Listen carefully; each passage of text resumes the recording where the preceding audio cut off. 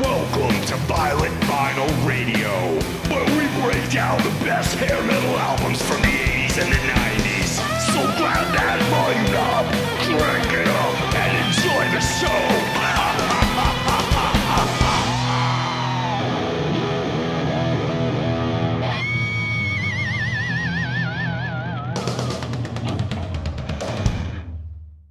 Showtime. Welcome to Violent Vinyl Radio. I'm your host, and as always, I'm joined by my two co-hosts. First up, the podcaster holding all the aces, Dangerous Dave. Hey, everybody, how's it going? And last but not least, the podcaster who likes the dark side of the beat, Lisa. I'm so excited. I think I'm going to hurl. Don't hurl, because if you hurl and I catch a whiff of it, I'm going to spew. Fucking nicely done, guys. As always, the mission of this show is for us to introduce each other and you, the listeners, to albums and bands which you may never have heard of before, while also discussing the classics. The fact that we do this like in the 80s and 90s, not a lot of classics, but that's okay. So sit back and enjoy the show. Dave, please tell our lovely listeners where they can find this show. You can find the show on Instagram at VVR Podcast Insta. And please like and subscribe and give us a good rating. On Facebook, we are at Violent Vinyl Podcast.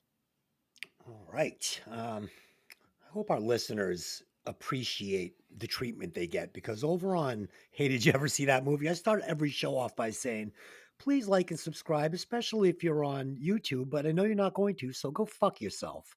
Every week, I tell them to go fuck themselves, and they just keep coming back for more. So there you go.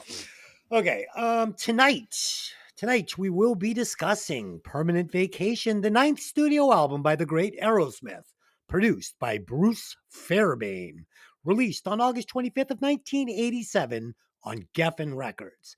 The album peaked at the number 11 spot on the U.S. Billboard 200. That surprised me. I was sure this one would have been a number one. The band's lineup was and is, well, maybe not to this day, but Not so much anymore. yeah, all right. So the band's lineup was Steven Tyler, lead vocals, piano, and harmonica. The great Joe Perry, guitar. Lead guitar, all except tracks 10 and 12. Lead and rhythm guitar on track 1. Backing vocals, pedal steel guitar on Ragdoll. We've got Brad Whitford on guitar, lead and rhythm guitars on tracks 1, and lead guitar on tracks 8, 10, and 12. These guys play so differently, and they're just both so good in their own way. Tom Hamilton, killer bass, played bass all over this thing. That's it. Yep. And Joey Kramer on the Steven Tyler inspired drums. From what I understand, Tyler basically just like held his hands and was like, do this. They say Joey Kramer has a twitch in his eye that is the result of Steven Tyler's hen picking in studio. Yes, just all over him, apparently. From the beginning of the band. Yes. So for like 40 years, he had Tyler's dick in his ass. Surprisingly stable lineup for a band that has been around for that long. So of all the bands that we've talked about that have like traded members back and forth, surprisingly stable, even for the few times that they kind of split. Yeah. I mean, I think, that vacation, that almost permanent vacation they took helped. When you break it into 2 stages, I guess it's easier. You get a little taste of fortune and fame, then you lose it all. Maybe when you get your second chance, you appreciate it a little more, let's just say. Okay, let's do some opening thoughts on this one. So I prefer my Aerosmith set in the 70s. I'm sure that's no surprise to anybody. So it has definitely been a while since I listened to this album. The question is, did it hold up to my review? Let's find out. Lisa, have you ever listened to this album all the way through before preparing for this podcast? Well, yes. I even still to this day have the cassette. So I didn't wear this one out. So if that says anything about it, but I definitely listen to it back and forth. I hope that we're still friends at the end of this Oh. podcast after we get to this. Lisa, I have a feeling you and I are going to be surprisingly on the same page at the end Yeah. of this one. Yeah. So I was particularly young, you know, during this kind of rise of Aerosmith. 70s Aerosmith doesn't do too much for me, really. Oh. I like the hits, but I was never like a big fan of the band. I actually wasn't really a fan, and please don't laugh at me, but until 1986 when the Walk This Way Run DMC video came out on MTV, and that's actually when I started paying attention to Aerosmith. Classic rock is not my jam. I don't like blues. I don't really like rap either, but I did like that kind of mashup. There was something very different with the kind of older guys and the newer style of music, and I thought that mix was like really cool. It brought glam metal to the rap people. It brought rap to the glam people. It gave us like a nice little crossover. I loved that, and that was really right before this album came out. It was, I think, months even before this album came out was when that happened. Um, I have some other memories from this album. I was at the taping of the Angel video at the Oh, Worcester cool. Centrum. I was very young when it happens. I'm not going to tell you where I am in the video, but I was there. I was very young with my high school friends, Lori and Linda, who I hope still listen to this podcast. I remember that. I have very few memories from kind of that age, really, except for shows. And I remember the show like the back of my hand. I remember the lights and the stage, and I remember them standing around the mic. They played the song like, I don't know, 6 or 7 times in a Oh, row really? to do the video. There were cameras on booms. You know, they didn't have the setups that they have now for video. So No there were drones. no drones. There was boom cameras like all over the arena. It was really cool watching it. But yeah, it was over and over again. And then, of course, later going to Mamikins and, you know, meeting the band at the place that was on Lansdowne Street. I walked in one night and Joe Perry was literally just sitting at the bar. I sat That's next to him and funny. said hello. You know, it was a cool place to be. It was right near Fenway Park. I think now it's the restaurant for the House of Blues. Am I right about that? It's Believe so. Yeah, so the House of Blues venue is next door to it, and the House of Blues restaurant is where Mamikins used to be. I think at one point it was also Axis in the middle there. So yeah, there's a lot of clubs. I have an unbalanced history with this band, which you're going to hear about today. So It was funny. My band played Mamikins, and we brought in a bunch of hay bales and put them on the edge of the stage, and then we left them there. And they ended up throwing them out back, and they rotted out there for years. They were like, "That fucking band will never play here again." And so there was a local band called K9 that was getting pretty big at the time, and we were really friendly with them. And they wanted them to headline Mamikins, and they said, "Yeah, as long as the Brat's open." And we got right back in, and I was like, "Hey, buddy, the guys said we never play here again, right?" This is funny. You were talking about that, you know, the rap thing. You really made me think of fucking Airheads with Adam Sandler. Hey, yes. I saw that Anthrax and Public Enemy. He's like, "Take a step back, man. He's standing on my dick." Oh my fucking God, I love funny. that movie. And yeah, but it's funny because you were talking about the 70s Aerosmith, and you know, Dylan's kind of the same. And today I was telling her, you know, what we're doing, and I have a little Fast Five set up, and I was like, you know, Season of the Wither. She's like, I don't think I've ever heard it. I'm like, Yeah. wait, you've never heard Season of Wither? Yeah, And and my answer is the same. no, Dylan. sir. Yeah. Oh my Yeah. God. So I put it on for her. I'm Yeah. like, so where do you think Andrew Wade got, you know, Chloe Dancer from? I mean, come on. The charm of 70s Aerosmith is the songs that aren't the hits are almost as good or better than the songs that are the hits. They're all great. And I'm blind to all of that. Oh so, my God, I'm so yeah. sorry. I'm so sorry. Dave, how about you? Yes, I have heard this one before. I was, of course, familiar with the hit songs and videos from MTV. I don't think I actually got the album until a few years later when I really started expanding my music collection and diving into Aerosmith's catalog at the same time. I had Toys in the Attic on vinyl, but was eventually finding the rest of their stuff. I probably got my copy of Permanent Vacation once I was living in Boston at Mystery Train Records or something. Oh, not fucking vintage vinyl. No. Oh.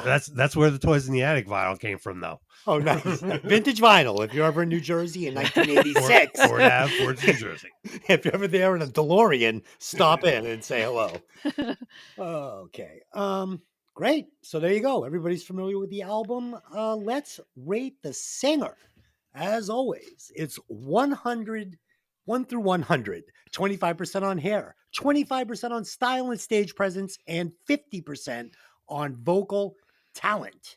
So for me, come on, this is Steven Tyler. He gets 25 on hair. He gets 25 on style and stage presence, even though I did not love his outfits in the 80s, but I'm not going to ding him for it. And finally, 50 on vocal talent. So my score is a perfect 100 for the great Steven Tyler, possibly the greatest frontman of all times. Lisa, what'd you think? Oh, Uh-oh. Ruh-roh. well, the one thing I really love about Aerosmith is Steven Tyler. He's an amazing frontman. He holds a stadium. He has his signature shimmy dance things that you see all the time. He's Shit, always yeah. like moving. He has great style. I don't know if he was really the first guy to do the scarves on the microphone stand and scarves all over everything, but like that's in my head kind of like his thing. And the colorful tight outfits with the fishnet. Um, Not the most handsome man on the planet to Get me. the fuck out of Yeah, here. yeah, not my type really. He had okay hair and but the thing about him is you can recognize him anywhere. He doesn't blend into a crowd. You always know who he is. In all of these hundreds of different of band pictures back in that day, the glam era, like I recognize him no matter who else is in the picture. Like I'm always going to know who he is, right? I love his voice. One of my favorite things about him, he's got his like really iconic vocal stylings, completely unique. There's nothing like him before. Everyone has tried since then to emulate him. Like he's the mentor of a lot of singers, and no one has been able to do it quite as good as him. Does he have perfect pitch? No, but he has like just about the best articulation and the way he can stretch, lyrics and all of that kind of stuff. It's a craft. He's like a master at the craft. His So harmonies, too, are just money. yeah. Yeah, and he works hard too. Yeah. And he's worked with a lot of other artists and every single one of them, explain how hard he works and all the notes he hits and how hard it is to keep up with him in the studio and things like that. So I'm giving him an 89.89. I think that is fair. He also does really good live too. And for some of these, like, Dream On and shit, I mean, he goes Yeah. for it. He fucking this goes is- for it. This is a guy that can actually hit the notes live or in the studio. Yeah, it was funny. I was watching Ridiculousness today that with Rob Dyrdek, the show on MTV. And they had a guest host. It was the singer of Foreigner. And I'm like, Oh. man, this guy is such a fucking like Steven Tyler wannabe. Like he looks exactly like him, but not as good. Dave. Yeah, what wasn't did he you in think? Hurricane or something He like was that? also in. Yes, he was. Kelly something or other. Yes, he was in Hurricane as well. Good pick on that. There you go. I mean, Foreigner, man, they got some great songs though. Jukebox Hero, fucking lots of good ones. What did you think of? Yes. What did you think of Mr. Tyler? Well, we're giving him a 24 on hair. Stephen T always had pretty good hair, except when it started falling out from smoking crack. 25. Funny, mine never did. 25 on style and stage presence. He's probably top 5 of rock's greatest frontmen ever, whether it's the old 70s style striped spandex or the hippie pirate arrangement that he worked up in the 80s. The man is huge on style. 48 on vocal talent. He hits notes other singers can only dream about or dream on about. Plus a unique, highly identifiable vocal sound, and he got better as a singer since the 70s and got even better after this album. Most singers have a few glory years and their voice just goes down the tubes. Steven's voice held out for a good long time until, just a couple of years ago, despite all that crazy screaming and the booze and the drugs. Total score 97. Oh, I love that. Yeah, he became Captain Jack. He did, yeah. He was like Yeah. Johnny Depp. He did it better though. I love the way he looks now. Okay. Yeah, I think Johnny Depp pulled just a little from Steven Tyler as well as Yeah, I Keith think Richards. so too. Yeah. Dude, you guys have seen that Johnny Depp commercial with the wolf? Oh yeah, So badass, man. Johnny Depp is so badass. he's so cool. He's Yep. so cool, and thank God he fucking came out on top in that whole court thing. We don't all have to hate Yep. him, right? As Like it should be. I was really happy that we didn't have to hate Johnny Depp because I love Johnny Depp. I was worried a little bit about I that know too, I was. especially with all what was happening in the news at that Yeah, time. But men can be abused too. he So came out smelling like whatever that fucking cologne. Savage. Sausage Savage. clone. Savage. Okay. So it's like the Navage, that thing that like clears out your. Yeah. Okay. I took a something called the Smash and Passion. It's new. It's edible to get you in the mood. And shout out to the wife. I got lucky before the show. Hey. Oh. Hey. So anyway, Lisa, please add up the scores and tell us where Steven Tyler lands on the chart. Sure. On the Violent Vinyl frontman leaderboard, Steven Tyler has a total score of 95.63, edging him right into the number one spot, a couple of points above Sebastian Bach.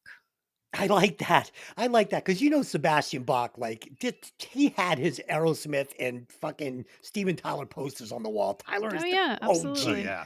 He's the OG. Delynn, my wife, fucking edits the show, so I'll know like in like 2 hours. She'll be like, "Yes, we saying that for on the show." Okay. So I did So we not got- ask about the facts. Yes. We got Where some do- facts. Where do the facts usually go? Just 'cause I'm First. curious. They go First. first. We gotta Okay. shake it up sometimes, though, you know? I Yeah. didn't see it here in the script though. I don't Well, it's know your where it script, went. so. Yeah, apparently I. Right after Joey Kramer on drums, band/album facts. Oh, there they are. Okay. But Okay, we keep so- the people guessing a little bit. All right, well, let's do it. Dave, what do you got for facts on this one? Yes, the recording of Permanent Vacation took place in two renowned studios, Little Mountain Sound in Vancouver, Canada, and Unique Recording in New York City. These sessions went from March to May of 1987. This album was their first to employ songwriters outside the band. Old school Aerosmith fans will point to this as a line crossed, which marked a maybe lower quality than the old days. There are the diehard old-timey Aerosmith fans. But this came at the suggestion of record executive John Kolodner, who became involved with the band around the time of their previous record, Done with Mirrors. He was also involved with bands like Foreigner, Whitesnake, and even Cher. Foreigner. Oh, Yeah, we've talked about him before. A nice little bit. callback. Oh, we did a Foreigner album. And Whitesnake. That's right. How forgettable. The original lineup of the band had split up in 1979 due to personal tensions and outrageous drug use. They reunited in 1984 and the next year released the previously mentioned Done with Mirrors album. Unfortunately, it sold poorly and Permanent Vacation became considered their true comeback album since it was the band's first truly popular album since their reunion.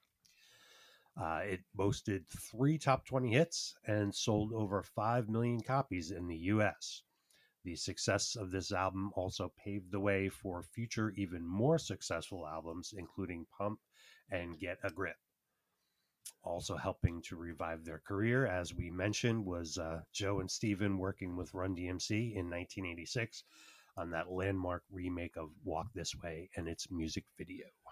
A little more on that breakup. Do you know what the incident was that was the final straw? The spilled milk. The spilled milk, right? Does Somebody spilled some milk. Somebody spilled some milk. So at 1979, July 1979, at the World Series of Rock in Cleveland, Joe Perry's wife threw a glass of milk at Tom Hamilton's wife. Nice. Perry and Tyler had a heated argument about that, where Tyler was quoted as saying, was it control your bitch or something like that? Ooh, Something Get control like of your bitch. Yeah. cat fight. This is Joe's first wife. Yeah, this is Joe's first wife. And this led to Perry leaving Aerosmith partway through the recording of the album Night in the Ruts, which I think ended up being partially recorded by another guitarist. I think Brad picked up some of the parts, and Yeah. there may have been another guy, maybe Jimmy Crespo, but Yeah. I think it was Vin- mostly. It was Vinnie Vincent. So Joe But that's Perry, a great record. Joe Perry does comment that this incident was the last in a string of many, many, many incidents at the time, and the band was probably going to fall apart even if this hadn't happened, Mhm. and maybe needed to in order for them to kind of get their crap together. So Cool. And as mentioned, the band used outside songwriters for the first time on this album. Big songwriting names: Desmond Child, Holly Knight, and Jim Valance. They also used guest musicians on keyboards, horn section, and steel drums. I found a quote from the album's review in Rolling Stone, October 22nd, 1987. Aerosmith is probably the most influential hard rock band of the 70s. Joe Perry's Sting and Stance and Steven Tyler's Scarves and Squawk have provided role models. Yeah, it's a little scarves and squawk. Nice. alliteration there from Wow. Rolling Stone being too clever for Love their it. own good. How is that not a band in fucking Scarves late and 80s? Squawk. Yeah, Yeah. sure.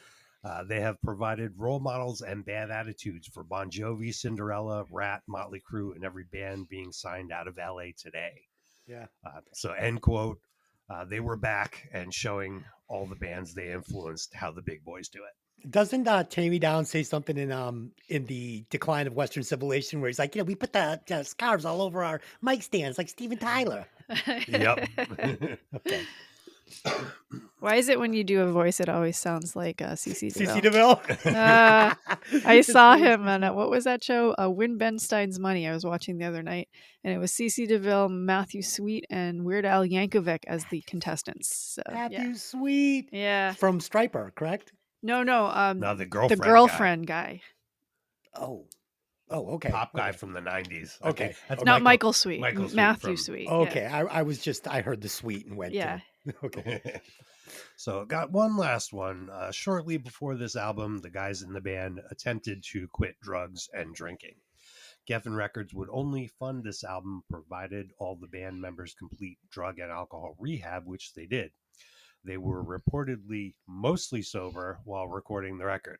This was the beginning of their famously strict recovery years enforced by their manager, Tim Collins. Who was a big jerk, by the way.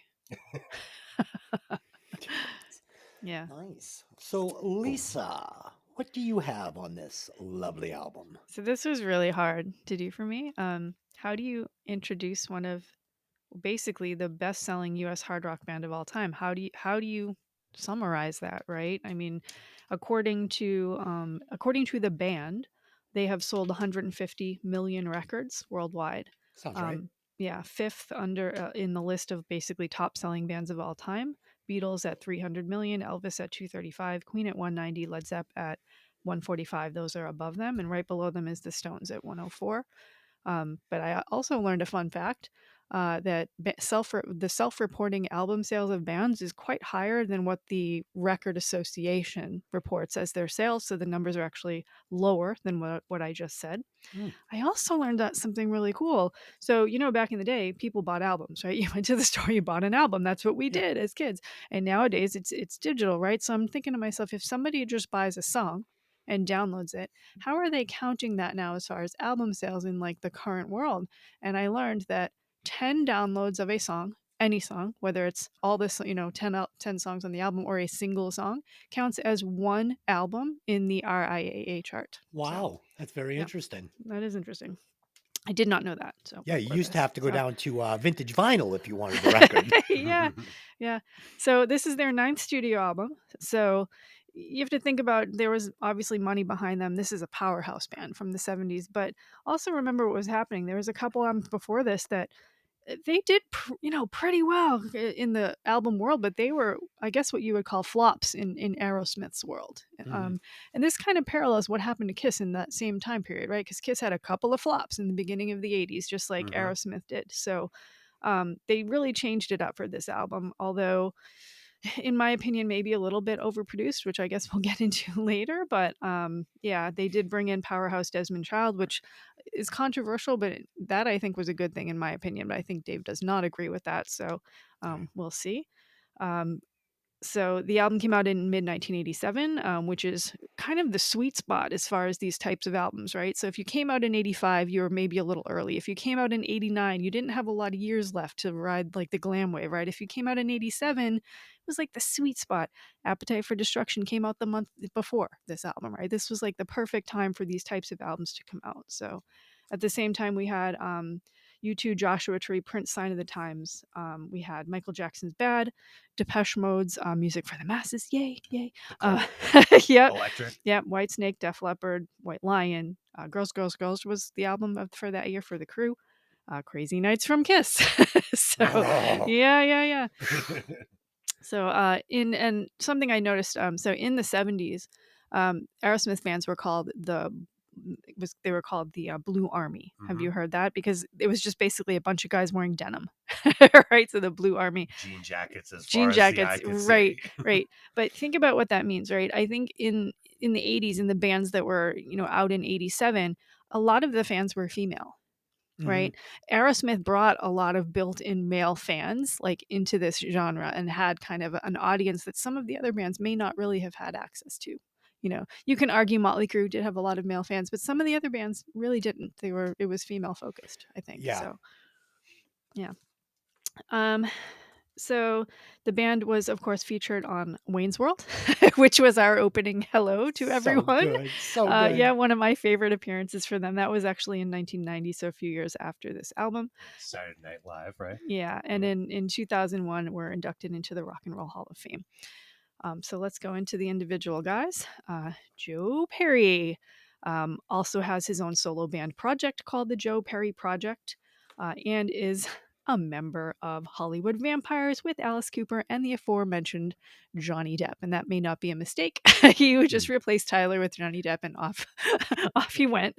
Right? Go. Yeah. He's ranked 84th in Rolling Stone's 100 Best Guitarists of All Time. And is also part of the Songwriters Hall of Fame with Steven Tyler. He wanted to be a marine biologist. And there's a reason I'm bringing this up. It isn't just for a fun fact. So that he was desperate to be a marine biologist, didn't have the grades for it. He went to some prestigious schools, including a prep school in southern Vermont. Didn't do very well. Wasn't able to get into the school he needed to get into to do this kind of work. And it turns out later he would discuss that he actually had undiagnosed ADHD, which was extremely misdiagnosed way back at that time. As a matter of fact, not even recognized at all. I'm sorry, what'd you say? I wasn't paying attention. Yeah. So, and the funny thing is, a lot of the people who play guitars, including the two that I am speaking to right now, may have had a similar experience. It turns out having ADHD is a blessing for things like guitar playing, as far as focus and memory and things like that, but not so much for schoolwork and biology. So, Following conversations. yeah. So after the break, he married his next wife, Billy, who was the prompt to have him rejoin the band in '84, I think it was. Yeah. In She's like, we got bills to pay. Yeah, right. In '97, he starred in a commercial for The Gap with Steven Tyler. Did you see that one? Yeah, I don't know. fabulous. think so. Yeah. Must have. Yeah. He and Steven Tyler and some other partners own Mount Blue, which is a restaurant in Norwell, Massachusetts, which I have never been to. And So he sure. actually lives in Massachusetts and maintains also a house in Vermont. He's worked with Alice Cooper and Johnny Depp, which had their debut in 2015 and performed at the 58th Grammy Awards in 2016. He performed with Billy Joel. Not my favorite, kind of a jerk. Don't like that guy. But in 2018, he collapsed in his dressing room. He's actually had several collapses through his life. He claims he has breathing problems and has congestion in his lungs. He also has called it dehydration and exhaustion, but really has never shared why this keeps happening to him. As a result, Called Jack Daniels. Yeah, as a result of one of his collapses, he canceled his fall and winter concert tour to rest for the remainder of 2018. And this is a fun fact. He has a collection of 600 guitars. Wow. Yeah. Another thing I noticed about him, is that, we know that Dave is a graduate of Berklee Music School in Boston, and this band are the bad boys of Boston, right? But Perry has some pretty bad things to say about people who went to Berklee. Anybody that goes to Berklee and learned all the techniques and all that stuff, that's great. But what are you going to do with that? That's what it's all about, what you do with it. When you write songs or you impress people or how skilled you are, there's a market for both. But if you want to try to make a living playing a guitar, Berklee's not it. So, yeah. Nice. Brad Whitford, Reading, Massachusetts. So very, very close to where we are here. Down the street. And ironically, attended and graduated from Berklee College of Music. What? What? Yep. A lot of people have called him the rhythm guitarist of Aerosmith. As we discussed kind of in the beginning, that's sort of a misnomer, as they are co-lead guitarists switching off who plays rhythm guitar. They do have very, very different styles. It's usually very easy to figure out which one of them is playing. His quote on that is, it bothered me for many years. But then I realized, okay, anyone that thinks that is somebody who simply does not listen. And you're right, we don't have defined roles. We're both just guitar players in this band. But if someone specifically labels us as one or the other, they're not listening, and that's their problem. It's not my problem that they can't hear the difference. Yeah. Yeah. Big difference. Yeah. One is better than the other, and one has a little better style than the other. I'll leave it up to you. Yeah, he did get upset once when someone was talking about one of his solos and saying that it sounded like Jeff Beck, and then attributing the solo to Joe Perry. And he actually went pretty nuclear about that. He's like, I'm having my whole world being compared to Jeff Beck, and they're crediting Joe Perry. It was bullshit. I was so upset, but I realized stuff like this wasn't worth worrying about because the people who actually listen and know what they're talking about can tell the difference. So, Totally. yeah. I really like Joe Perry. He has such a style of his own. He's so like, it's like Jimmy Page, Jimi Hendrix. Like I hear a solo of Joe Perry and I can usually pick it out. And I think he's really cool. I mean, he's lacks a little technical ability, but really brings that 70s vibe that I just love. Yeah. Yep. He does also talk about how it was difficult being an older band in the 80s. In the 70s, it was about like the tone and the amps and how you played in the performance. But in the 80s, it was all about the hair. Luckily, the band did have pretty good hair still in the 80s for an older band. But yeah, he served as producers for The Neighborhoods, which is a Boston band. In 1994, following an illness, he had to leave the tour unexpectedly. I believe they were in Japan at the time, and one of the members of this band that he was a producer for actually flew right out to Japan that night and played in his place. So that's nice to have friends. An interesting thing I read on his Wikipedia is that he is listed in the 100 greatest guitarists of all time alongside Joe Perry. That's the quote with no number next to it. I went and looked. I didn't see him on there at all, not as numbered and not named next to Joe Perry, but I don't know how you guys feel about his skills compared to other guitarists. But yeah. Interesting. He also has his own amplifier company. It's called Three Monkeys Amplification, and he tours with most of their products. I looked into them. They have pretty high ratings, especially from Wired Magazine, which did a really detailed technical article about them. They have these very colorful suede covers in like candy colors like mint green and pink and all of that. They're really fancy looking, very, very pricey, but according to Wired, they are well worth the money from a technical perspective.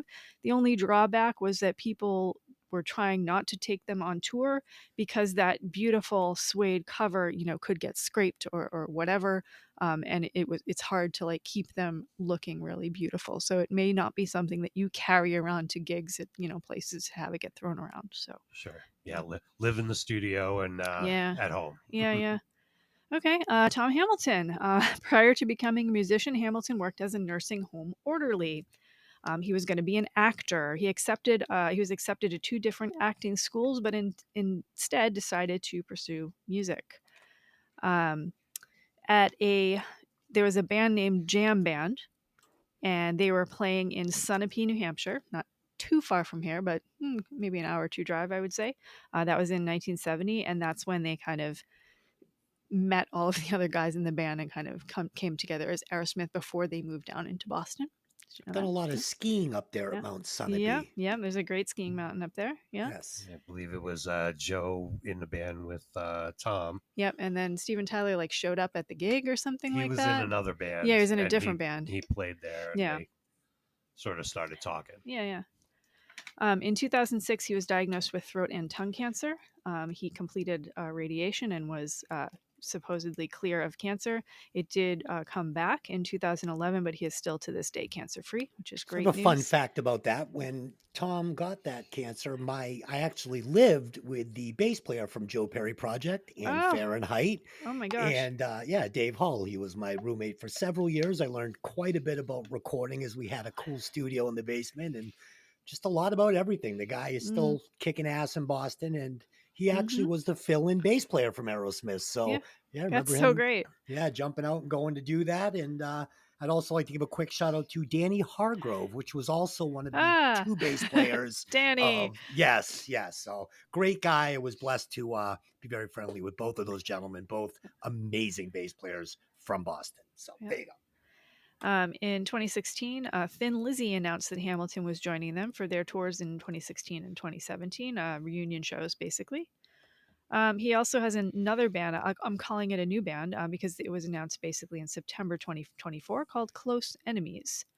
Hmm. Um, yeah, this is a weird thing. So, in 2023, Aerosmith sort of, I don't want to call it a retirement, but they basically had to stop playing due to Steven Tyler's vocal injury. Mm-hmm. At that time, he sent a sizable portion of his instrument and equipment collection to Don's Drum Vault in Bellevue, Mass. To be offered for public sale, but yet is now getting back into music. And I wonder if he regrets selling some of that stuff. You want to hear something weird? So my buddy Nicky has one of Joe Perry's original amps that he like recorded Oh, like wow. Toys in the Attic with and all these other things.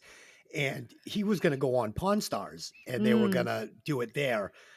So he knows somebody that knows Joe Perry. He got an offer on it from Johnny Depp, which he rejected. It wasn't enough for what he wanted. wow. And then it got to the point where Joe Perry was going to buy the amp back. And apparently the guy who was like brokering the deal was trying to take too much to Yeah. get it done. So Yeah. yeah, so my buddy still got the amp. I mean, it's Oh, in storage and it's this amazing, like one of one hand built amp that's like legendary for being used in all these studio sessions. And it's just, yeah, pretty cool. sell it to Johnny Depp if you can hang out with him for a Yeah. weekend. Yeah. Holy shit. So in 2025, this was actually just about a week ago, Hamilton did a interview where he shared some progress on Steven Tyler, where he says Steven's healing process is going really, really well, but it goes at its own pace. Maybe Aerosmith will do something in the future. It's a big if.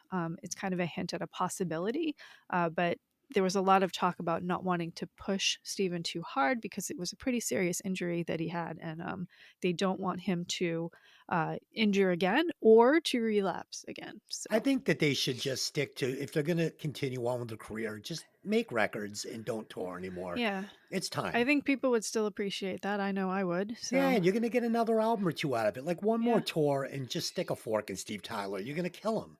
yeah. Okay, Joey Kramer, born in the Bronx, even though a lot of New York guys, Taylor, I think, was also born in the Bronx, born in New York. So for the Bad Boys of Boston, they're not a lot of them actually from Boston. Um, he claims to have named the band. He wrote that he idly conceived of the name Aerosmith while listening to Harry Nilsson's album Aerial Ballet in Nice. 1968, 2 years before the band was formed. He insists that there's no connection between the name and Sinclair Lewis's novel Aerosmith, which has been, people have talked about that, but he insists that's not where he got the name. In 2013, he launched Rockin' Roastin' Coffee, a whole bean organic brand, which apparently did quite well. In 2015, they partnered with some Les Otten. I don't know who this is, but he's a Red Sox guy, basically the vice chairman of the Sox. And they opened two cafes near Fenway, which have since closed, two coffee cafes. But his web business ran on quite a while, including subscriptions for beans. But they unfortunately closed on November 30th of 2024 with a heartbreaking note on the website about the cost of business and the recent loss of his wife, Linda, which had happened the year prior, or 2 years prior was 2022, I believe. June 2022, she passed away tragically at the age of 55. And from what the band says, they were basically inseparable for the length of their relationship, and this loss really crushed him. So very sad for that. In late March, Joey had said he would not be joining Aerosmith as they relaunched their Deuces Are Wild residency in Las Vegas, which ended up getting canceled when a foot injury caused Steven Tyler to relapse on drugs. But he was actually not going to be part of the project at that time. For the past year, Aerosmith's longtime drum tech, John Douglas, has been filling in on drums for Kramer. And Kramer said he also would not be taking part in any farewell tour or anything like that. That tour was supposed to have Black Crowes as the openers, and I believe it did for its first 3 dates until it was ultimately canceled. They tried again in 2024 and canceled that too, and basically have retired from touring at this point. His first wife, April, he had a wife prior to Linda, and they were married for 30 years, divorcing in 2007. He currently endorses Pearl drums and Zildjian cymbals and sticks, and Remo heads, and still does to this day. Steven Tyler. New York boy again. Italian, German, Polish, and Ukrainian roots. Saying that his maternal grandfather was from Ukraine with what sounds to me like a Polish last name. A lot of people back then, I believe this would have been in the 1920s or 30s, were Tylerowski? No, it's Zarenskiewicz. Oh. CZ Zarenskiewicz. Changing that, which in Polish, Zarne, I don't want to say this incorrectly, I don't speak Polish, means white, means black. But his grandfather changed his name to Blancha, which implies white, so just basically changing colors. Wikipedia says his alternate name, Steven Tyler's alternate name, is the Demon of Screamin'. Have you ever heard that? Sure have. You have. How Sounds come I great. haven't heard that? I love I it. don't know. I was like, where did that come from? I've never heard anyone say that about him. Sure. Because this isn't electronic goth music? Yeah, right? I guess so, yeah. So Tyler invited his boyhood friend, Ray Tabano, I don't know which it is, to play rhythm guitar in the band. And replaced him for lack of passion and dedication. I'm sure that guy is really kicking himself right now for not showing a little more interest in playing. Oops. Yeah. Yeah, he was actually in charge of their merch for a while, like early on in the band, and I'm not sure what he's doing now. But Regretting his life He decisions, was on an probably. episode of what is that stupid show about that antique antique, what is it, the antique show with Antique Roadshow? and sorry, I'm like Antique Roadshow. Roadshow. Yeah, they found the first Aerosmith tour van tour bus. Oh, in wow. a yard, in a backyard somewhere, and they Oh, brought that's him wild. in to identify it, and it was that guitar player, and he says the same, like, if I'd only fucking known, I don't know. Yeah, it was American Pickers, I think. It was American Pickers. Yeah. You're 100% right. Yeah, I saw that one. Yeah, it was good. Yeah. Band moved to the Boston area from Sunapee, New Hampshire, and shared a small apartment on Commonwealth Ave in Austin. So we all know Com Ave here in Boston. As the 70s wore on, Tyler's drug abuse increased. His heroin addiction was at its worst between 1979 and 1982, when he claims he would roam the streets of New York looking for dealers.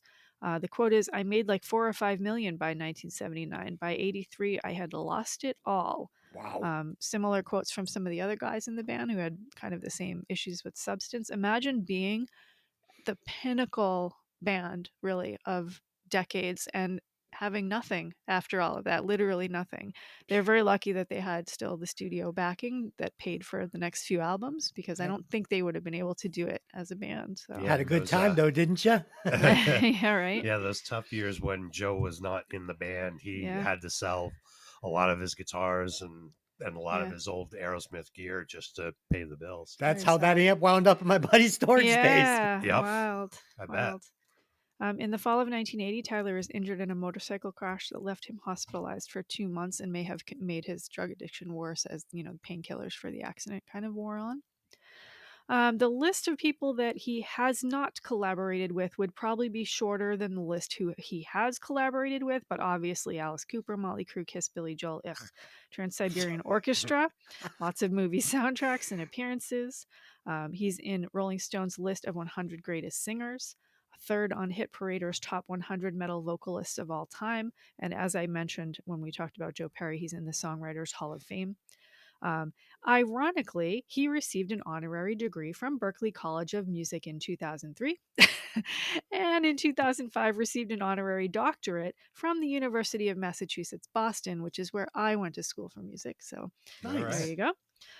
He made a cameo appearance in the sitcom 2.5 Men. This is my absolute favorite cameo appearance of him of all time, where he was apparently living or renting the house next door to Charlie Harper, and it fit in so beautifully to the show, with Charlie being a jingle writer who always really wanted to be a rock star, and then the real rock star moving in next door and, exercising his voice. It was so good. And he plays the harmonica, and, of course, he's, give it a rest, Tyler. And he's like, people pay a lot of money to hear me play harmonica, and they're like, no, they don't. They pay a lot of money to hear you sing. They tolerate the harmonica. So that's my favorite cameo of him of all time. Yeah. He's injured himself a lot over the years. I don't know if you've noticed this. In 2009, he fell off the stage, injuring his neck and breaking his shoulder, canceling the rest of the tour. Yep. He was a judge on American Idol, had a country album. He appeared on the show Nashville, where he sang a version of Crazy with one of the actors on the show, I guess. Yeah, they had the Vegas residency. That was at the Monte Carlo Casino, the Park Theater, which now I think is the MGM, Park MGM, I'm not sure. They tried to do another residency in 2022, but of course canceled when he entered rehab. And let's go into some controversy here. I feel like I've been maybe living under a rock because I did not know this fact, okay, before this show. And had I known this, I would have maybe had a little bit of a different thought about this man. I'm not sure. But as you know, the laws in California specifically changed in 2022, I think it was, allowing people to sue their abusers and assaulters and rapists way after what would have been the normal statute of limitations had expired. A woman, who I'm not going to name, accused Tyler of sexual assault amongst other crimes when in 1973 she was a 16-year-old girl and Tyler was a 25-year-old man, and they had a relationship. He convinced her mother to sign over guardianship of her so that they could travel over state lines without him being arrested. Tyler has said that she almost became his teen bride, and her mom signed her over so they could travel across state lines, but he also had promised to educate her and do all this stuff for her, which never came to pass. And yeah, so that disturbs me a bit. And people say, well, times were different back then and all that, but shame on the mother for signing over her child to some random older man. Hey, he was gonna homeschool her though. Yeah, That's sure all he right. was. It was the 70s. Yeah. Hey. Sure. Yeah. Some So flashcards, yeah, pretty disturbing. I did not know anything about this story until we did this podcast. No, so I had that heard was about that before. completely new. It's in their book. Yeah, I I heard didn't. I'm not a huge fan, so this is kind of all new to me. And of course, in August of 2024, they announced their basic retirements. So, yep, Cool. All right. Is that it? that is it. Okay, I love it. So let's get into the album, the tracks and stuff. And before we do this, you talked about Desmond Child coming on board for this, right? Aerosmith's one of these bands, man. You don't need a songwriter, okay? It's just gonna make it worse. Like the problem was never writing good songs. It's like Led Zeppelin. Let's bring in Desmond Child. No, don't bring in Desmond Child. Okay, But they had a string of albums that maybe didn't do so great. So, do you really think that was the wrong decision? I do. I'm all right. Okay, so here's the problem with this album. it's got some great songs on it because they had a guy like Desmond Child, and these songs appeal to the time that it came out, and it put Right. Aerosmith back on the map. That's what So I think. mission accomplished. But Yes. if you're a true Aerosmith fan and you're going from, you know, these great albums, Toys in the Attic, and stuff like Seasons of Wither, and these amazing songs, and then you put this album on, it doesn't have the heart, man. It just doesn't sound like Aerosmith. It sounds like next generation Coke. Like it doesn't taste the same to me. Does it taste good? Sure, but it doesn't taste the same. But So would they have had a really huge comeback no, and made all this Nope. money no, without that? No, they no. wouldn't have. But I'd Right. rather just So have it end at that last great 70s album and we'll just fucking chop it off there. And that was Aerosmith. I'm fine with that. I'm fine with that. But it's new Coke, old Coke. It's Van Hagar, Van Halen, whatever you want to call it. It's the same members, but it's not the same.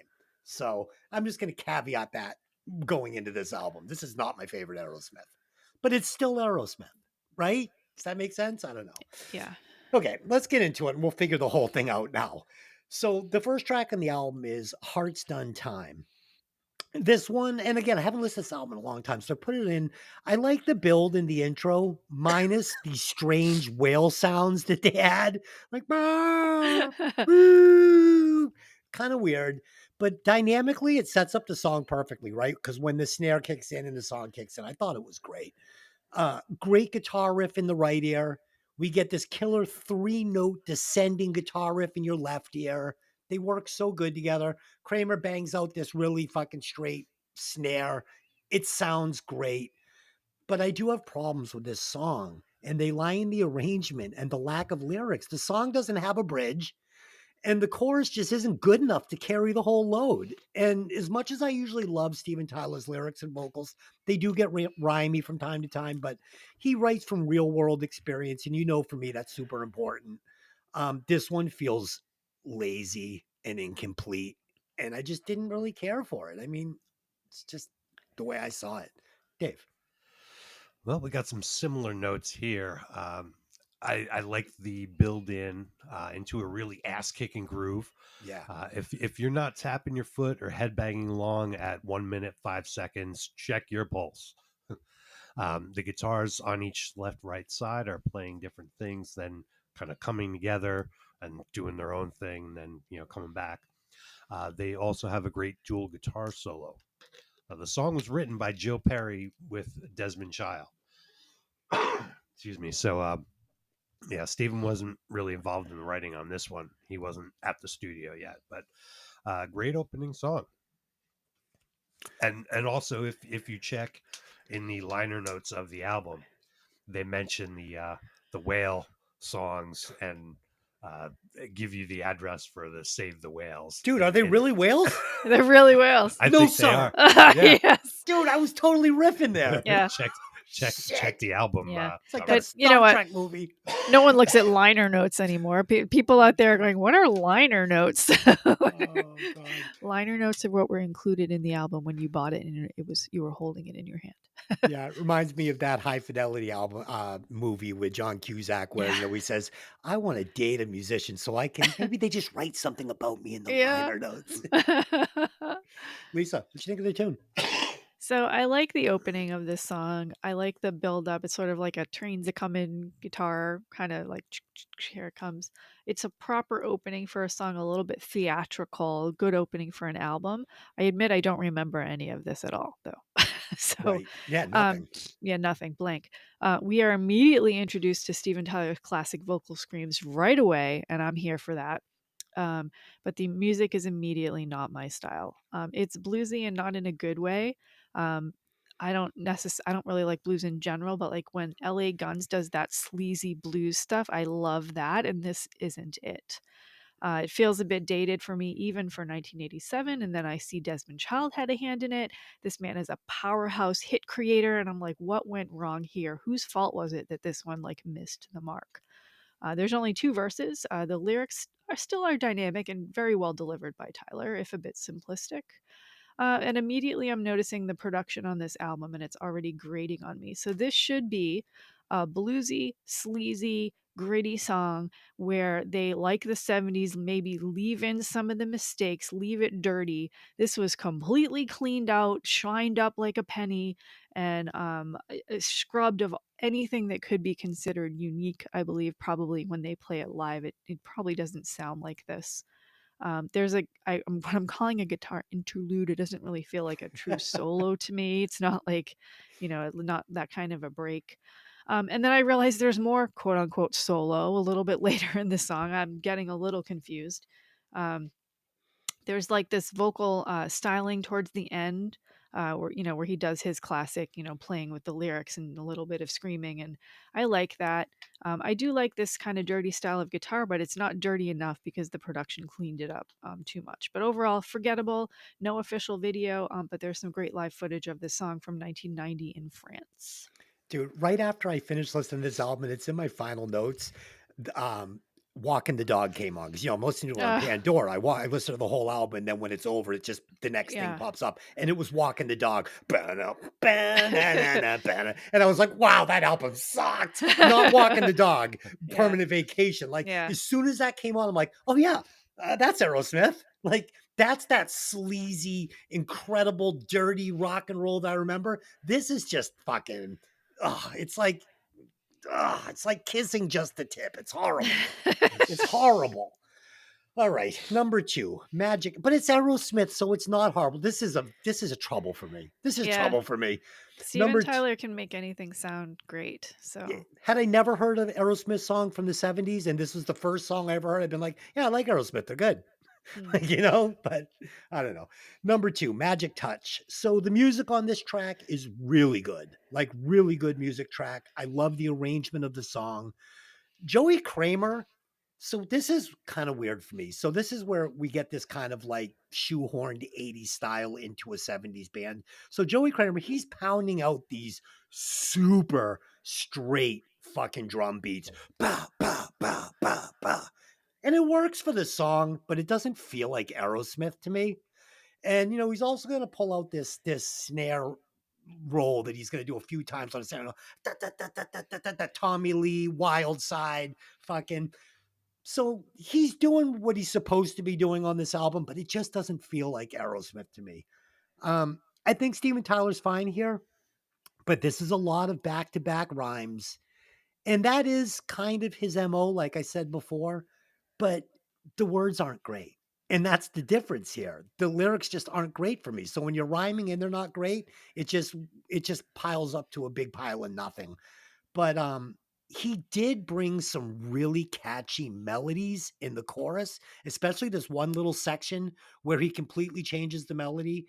And I really like that. But overall, I don't like this song that much. Dave.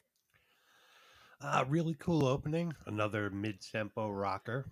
We get some steady bass. The song was written by Stephen and Joe with Jim Valance. Jim is best known as the songwriting partner of singer Bryan Adams. Oh. The solo seems kind of funky, like Joe Perry was searching for the right licks and not quite finding them. Not finding them. Yeah, no, I don't like this solo. But wait till you hear my comment. Steven's voice sounds great. I'm so proud. It does sound great, Dave. His voice does sound great. It's especially good on this one. But there's no like real hooks or big lyrics. You kind of just like wasted these amazing vocals on these like really subpar lyrics, I guess. I don't know. Maybe not. Is that it? Yeah. What do you Okay, sorry, because I just jumped all over you like a wild hyena. Lisa, what do you got on this song? Okay, so this may now that I've heard your comments, both of you, this may show my lack of Aerosmith knowledge about what I'm about to say. So, another song I don't remember. Nothing interesting on the opening. The style is not what I like. Feels dated again, but in my head, the music that I've heard from the 70s from Aerosmith, this seems very on style for Aerosmith. And you just said, this isn't my Aerosmith. Like, oh, no. Yeah.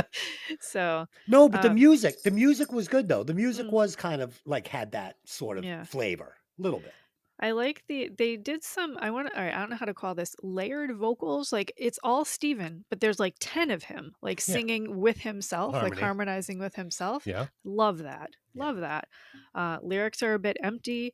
I dislike the generic chorus on this. It feels like somebody wrote a formula and that's the chorus. I do like the bridge in this song. It comes right, I think, right after the guitar solo. Not the best solo for me. And actually, my comment is I feel like Joe Perry was limited by this song and maybe a lot of songs on this album. Like he's not trying is what I I think he had broken fingers that day. maybe, yeah. So you heard that too. I'm surprised that we have the same comment on that. It was Um, janky. yeah, the bridge is very glam, and it's kind of a precursor to what we're going to hear on Pump, the next couple of years. But then it's right back to the generic garbage and completely forgettable. No official video, but there's a nice live performance from Munich, Germany in 1989 that is worth watching. Hello, Munich. Hello, Munich. Best Western motels. I used to yell that out at every show. I don't know why. I just say best Western motels, and I've ever stayed at one. Number 3, Ragdoll. So this song is a really great song. From the arrangement to the perfect vocals and the lovely, wonderful lyrics. I really like this one. We get great slide guitar. We get these really nice accent horns all over it. And the bonus is this banger bridge. You guys know I love a bridge. And this one sets up this ultra catchy chorus perfectly. Again, it's polished, sort of 80s style Aerosmith, but this is how you do Aerosmith in the 80s, in my opinion. Dave. Yes, this song was the 4th and final single released off the album. Written by Joe, Steven, Jim Valance, and Holly Knight. It was originally titled Ragtime. Ragtime. And the story goes that Holly Knight's one contribution to the song was changing the title to Ragdoll. Good move. Steven was a little burned up about giving away a piece of the song just for that. But it had such great success, I guess he got over it. Yeah. I heard this is a quote from John Kolodner from Aerosmith's 1997 Walk This Way book. I heard the track for the first time and said, "This is killer, but what the fuck is ragtime?" Steven gave me some bullshit about New Orleans, the old traditions, the roots of rock and roll, the 5-piece horn section that they were going to be putting on there. And he said to Steven, kids won't give a fuck about ragtime. Ragdoll is perfect. Yeah. According to an article on ultimateclassicrock.com, the A&R man called in another veteran songwriter to take the song over the finish line. That was Holly Knight, who had previously worked on Love is a Battlefield for Pat Benatar and The Warrior for Scandal. Her contributions were minimal but crucial. We brainstormed for 3 days in Vancouver and got nothing, Tyler recalled. Finally, we're going through it again, and Holly reads my lyrics. I'm ripping up a rag doll, like throwing away an old toy. And she says, hey, call it Ragdoll. Along with that and changing a few other words, I gave her credit on the song. Joe Perry remembered it a little differently in his book, 2014 Rocks, My Life in and Out of Aerosmith. Again, we willingly shared credit evenly, not only because Holly earned it, but because the machine was humming along so efficiently. If you had something to do with the writing of the song, it was split evenly. That took the pressure off any credit disputes and let the creativity flow. And since the band would ultimately play the song no matter how it started, it always ended up sounding like Aerosmith. I listened to a podcast or a show called In the Studio with Redbeard. And according to that show, a radio show on this album, percussion was played on the bare butt bongos of Vancouver exotic dancers for this song. So, Nice. So yeah, 80s. Believe what you want, but that's the story. The song has a great groove and a great video, cutting live concert footage with New Orleans street scenes and ladies' silhouettes suggestively dancing in windows behind curtains. Joe Perry playing the slide guitar solo on a chair in the street like an old blues man is killer. No fake blues here. He's also wearing the classic Toxic Twin shirt, which he would gift to Slash from Guns N' Roses when they were on tour around this time. Slightly naughty lyrics without being over the top, and a tip of the hat to antiquated old-timey music. Great. So let me ask you guys something.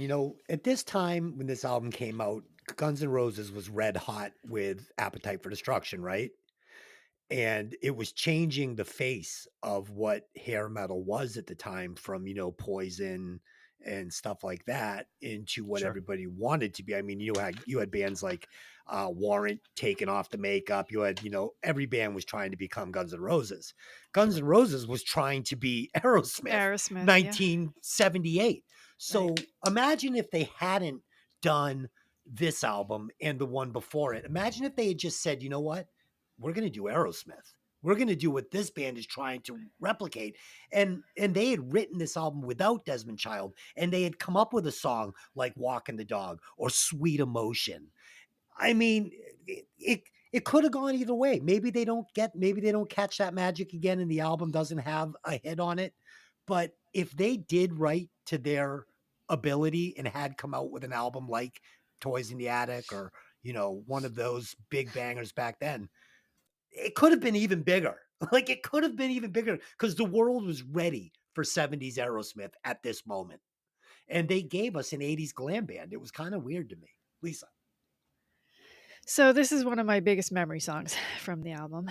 And as you mentioned about Holly Knight, obviously the female writer on this greatly improved it. And I actually read an article where it wasn't just ragtime to ragdoll, but she actually was the person who made this song a more steamy song rather than just a more fun song, a more sexy song. And I think that was important. That's what I love about it. So I love the drum isolation in the beginning, and this song is so catchy. You can't just not just like bop right along with that, especially the drums in the beginning.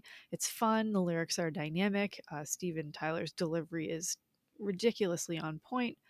Um, I like when he does the vocals and he raises the last note in the line, so like "Hot Tramp Daddy's Little Cutie," and it like goes up on it. So Oh, good. friggin' love that. We really see his vocal talents with all the scatting throughout the song, and especially at the end.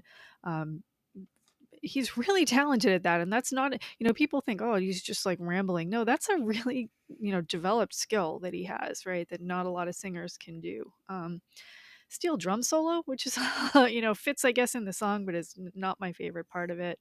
Um, the lyrics get really complex, and he delivers them really fast and clearly. I like the horn section. It fits with like the New Orleans theme. But how much do I friggin' love this video, right? Huge memory for me. I can't remember what the first video was I heard from saw from this album. It all kind of, the Run DMC album video and then all the other videos kind of all run together for me. So I don't know which was the first one off this album, but the New Orleans style and the live footage and how great they all look and all the scarves he's got. I know someone else who wears a lot of scarves when they play guitar on Oh stage who yeah, one happens to be, Dave. one Dave, Dead Man Dave. Dead man Yeah. Dave loves them scarves. Yeah. Sorry, Steven. Yeah. But a couple notes on this video. I noticed, and even back in the day, I noticed this. It's a very Steve featured video, not just the concert footage, but also he's kind of the center of attention. We do get some Joe Perry in this, in the concert footage, and also the best part of the video where he's just like sitting in the middle of a street, like it's dark and he's almost in silhouette and his hair's on point and he's wearing leather and he's playing that steel guitar. That's my favorite part of the video. Other than that, it's almost like there's no one else in the band. Right, the other guys are like erased from history, and as much as it's a band of 5 guys, it's a band of 2 guys and seems to just be that way, right? So the guys are back at the bar. Yeah, maybe. No, at Having a that beer. point, they were cashing in on the Slash Axel. It was a thing. These are the And- coolest guys in the band. They look the youngest and the hippest, so they said just push them out front. And Joe Perry had great hair in this video for Fuck whatever yeah. reason. So less visually appealing is the poor girl at the end wearing a slip being absolutely devoured by Steven Tyler on the front of her porch. It's absolutely gross, like he's eating her face before he jumps into his car, and it's a cute little ending. Side note, there's an EP of remixes of this song that is freaking great, and everyone should go check that out. That's funny. You talk about the scat thing, right? So Steven Tyler invented this in rock and roll. He just did. Yeah. And you hear it all over the 80s. I mean, Axl Rose, Welcome to the Jungle. He stole all that. I said, no. I mean, you got tease and please and shibbity boobity boobity, But there were Every- very few singers who could do it as good as Tyler. No, So, nobody could. yeah. Steven Tyler, yeah, he perfected it. But I'm just saying, he was influencing all these bands, Oh, yeah. and he's trying to put his toe back in the water that he created. It's like, fuck you, Steven Tyler is the pool. That's it. Okay. Track number 4. I have no idea what this word. What, Samora? Is that fine? Cimaraya. Yeah. Cimaraya? What the fuck Yeah. is Cimaraya? I think it's someone's name. I think it's a woman's name. Believe Okay, so. Yeah. I'll take that. That's I'll what buy we're that. going with. So this is Aerosmith, so of course the music is great, right? But the song itself, it's forgettable. The storytelling, it just isn't there. It feels like a filler track to me. But with that being said, I've never heard an Aerosmith song that I actually hated. Like, it's fucking Aerosmith, it's Joe Perry, Joey Kramer. I mean, they're not going to record a song and you're going to go, oh, that sucks. No, they're the greatest rock musicians of all time. So it's Aerosmith. It's good, but I don't like it. So I don't know what that means. Dave, what do you think? So yeah, we got a little 12-string guitar intro. Is this the theme song for Friends? Oh, no, it's not good. After that part, the song sounds better. At the end of the first verse, Steven's "Let's Go" feels like he's personally inviting you on an adventure. I've never met a girl named Cimaraya, kind of an unusual choice. According to explorebabynames.com, that is a female name with the Hebrew origin meaning watcher. So I don't know. It's an unusual choice for a name. Cool Joe Perry solo with the Jimi Hendrix octave fuzz effect. This one was written by Steven and Joe and Jim Valance again. The lyrics are kind of confusing to me and don't really make a lot of sense. I almost named my cat Cimaraya. But I went with Mr. Jinx. All right. Lisa, what did you think of the song? I have no memory of this song at all. Not No. even the title. It's like it never existed. Here we are in the Mandela effect again. I think Mhm. this is from an alternate timeline. There's a tingle in my memory when the vocals come in of this very unique melody that goes over music that doesn't seem to fit quite properly with it.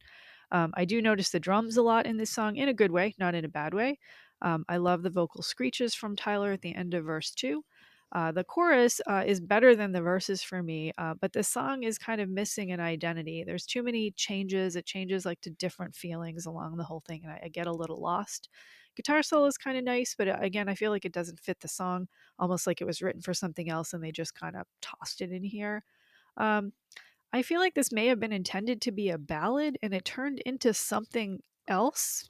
Based on the lyrics, it looks like it should be a ballad, but like it's not. And like it was pieced together like a Frankenstein song.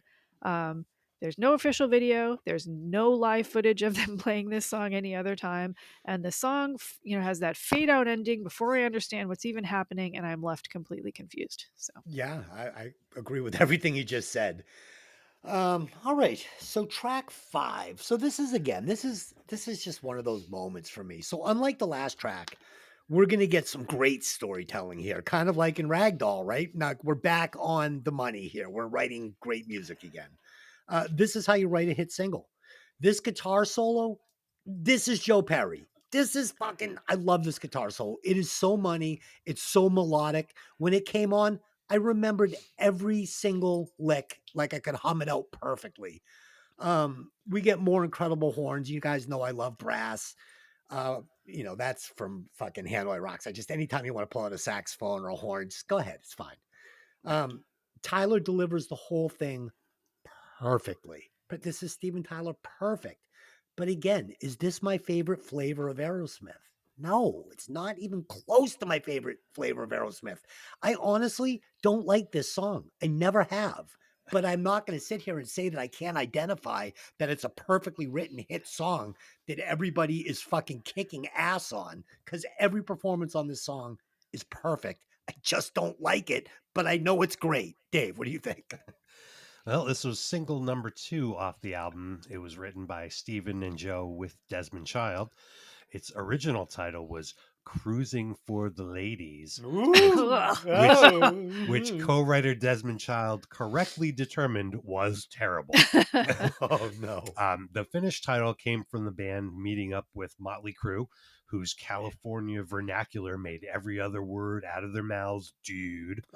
and seeing Vince Neil from the back, a bunch of leather and long blonde hair, thinking, oh, that's a hooker over there. No, it's Motley Crue. Awesome. The repeating sound at the beginning of the song was contributed by the then new technology of a sampling machine.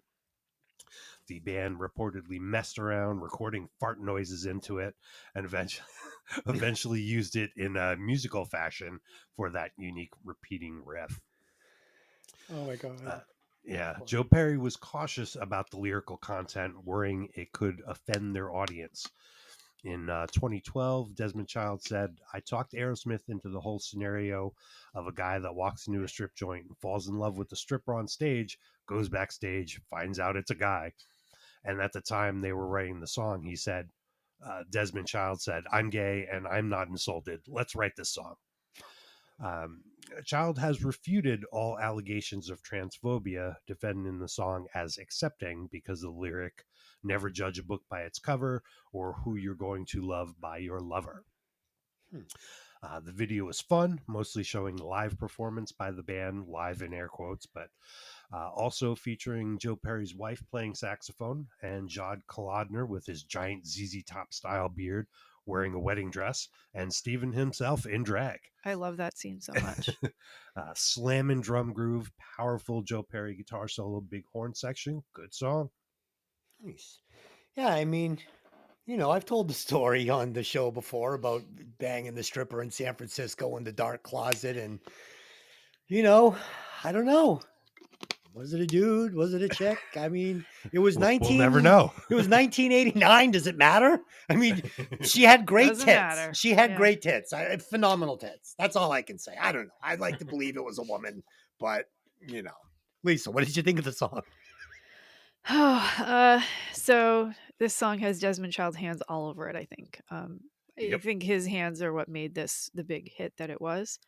I love the Vince Neil story about this, the background. There's another story also where Steven Tyler suggested that they write it about a guy who was a Vietnam vet who was traumatized, and he comes back as a drag queen. And Joe Perry got very offended by that.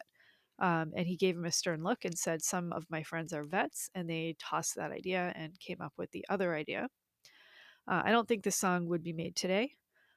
Even though I think the intention of this song was very specific to the time period, whether it be about everybody being androgynous. I mean, back then, all the guys did look like women, and it was okay, and we fucking loved it. But it reminded me of the Beatles song "Come Together." I mean, it's not saying much different Yeah. than that. I never thought Yeah. it was that edgy, honestly. I didn't back in the day either. I think we look with different eyes nowadays because of what's happening in the world. I didn't Yeah. even back in the day. I didn't even consider this being about gender at all. I considered it about being about the boys who are so androgynous, like Vince Neil, Dudes Yes. with long hair and eyeliner. and Yes. which were the guys I wanted. And right? that's how I read it too, 100%. Yeah, and I didn't understand the rest of it. I did read the same lyric that you wrote about. It's absolutely true that I think they were saying it's fine who you love. It doesn't matter who you love. It doesn't matter, and I think that's what it was. It's all good, baby. Yeah, It but this wasn't song has love. It yeah, wasn't but love. recently this song has been used for the other side, used as an insult for people who don't read the story behind it, who don't read all the lyrics, who just read the name of the song. It's been used on Fox News to insult trans people, which is despicable and not supported by Aerosmith. I will say that. I find that disgusting, and I think because this song sits in like a gray area, it's tough nowadays. Even though that was not the intention, people are twisting it today. Yeah. So People want to be offended. I Sometimes. just I Yeah. just want people to not do that. Just leave the I song want them to not do it alone. either. It's I okay. I want them to understand what the song's actually about, and maybe they should have stuck a little bit closer to this being about Vince. I don't know, but as far as the song itself, I love the opening on it. It's a catchy song. It's easy to sing along with. It's not my favorite song on the album, but there's a couple of bridges on this song. The first one is really masterful with a lot of drop notes in it. The gang vocals behind the main vocals. I'm not sure if it's Joe Perry and some of the others, but Yeah, Joe was in there. or if it's layers of Tyler, or if it's all of that, Both. maybe. Yeah, Uh-huh. so I really like that. There's a good, perfectly fitting guitar solo, bluesy without being 70s. We get a second bridge, which is also really great, and it makes the song really dynamic. The way Tyler screeches in this second bridge is what I hear in my head when someone says, "What does Steven Tyler sound like as a vocalist?" Like this is it. Um, the song has a fade ending. I feel this could have gone better with a stick ending the way that they ended it. That's my only real criticism of the song. Agreed. Video, yeah, the video was played over and over and over again on MTV. Halston-esque outfits and fishnet and the scarf adorned, everything. We have Joe Perry playing with a lit cigarette hanging out of his mouth, which you don't see nowadays, and he just looks so cool. And flashes of women in weird 80s clothes throughout there. And so we also get the ripping off of the snap skirt where she revealed the Aerosmith tattoo on her butt, which was edited out of the MTV play of this. Obviously, we just got the hand on the skirt and it just ended at that point.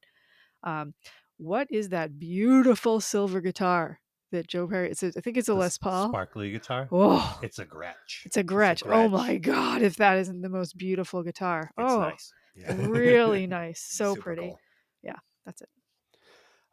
So yeah, I'm telling my Sam, so I'm like, does it really matter? I know we have listeners out there who are like, yes, it fucking matters. Fucking talking about it doesn't Sorry. matter. Okay. Track number 6, Saint John. So, okay, guys, for me, this is it, man. I love this song. It sounds so 70s. It sounds so classic. This one almost feels like it came off a different record. Like they had recorded it in like 78 and they're like, we need one more song. They're like, what about St. John? Yeah, throw it on. We won't even re-record it. Tyler delivers really fun, groovy vocals. I love all of the guitar work on this track. Is it a hit? No, it's not a hit, but it's sleazy Aerosmith like Walking the Dog. I love this fucking song. Dave, what did you think of it? Yeah, this one was written by Steven alone.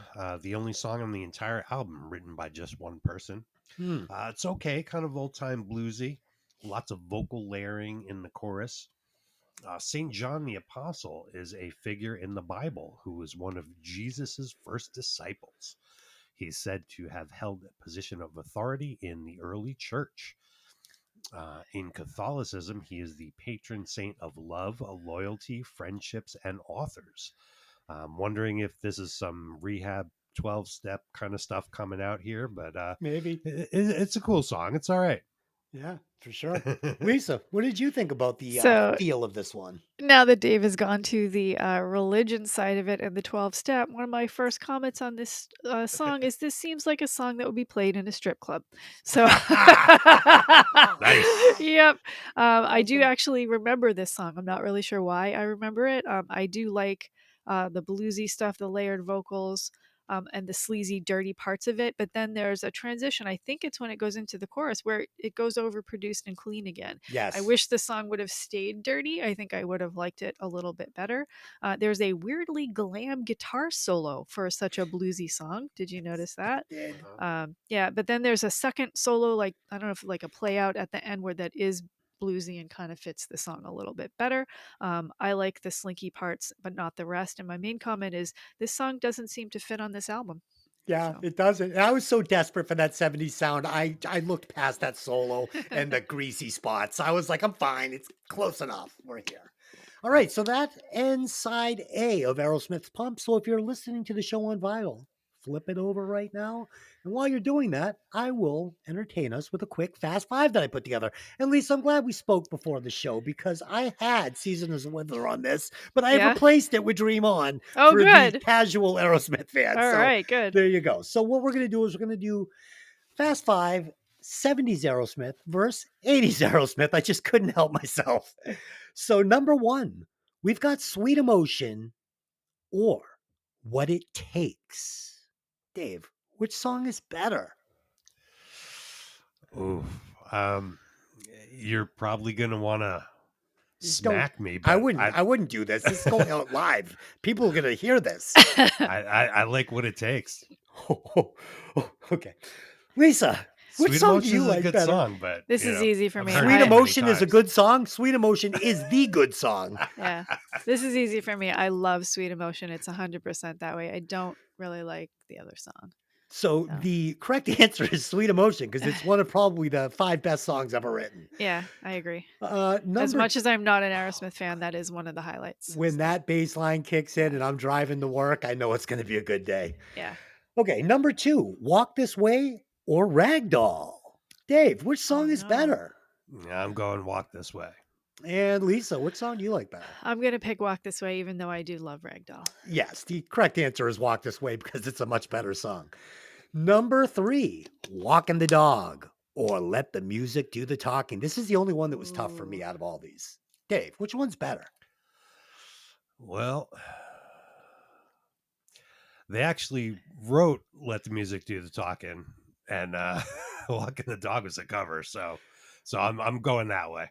Okay, you make a good point. That's that puck. Listen, that puck got past the goalie today. I'm embarrassed. I fell down. My mask went off.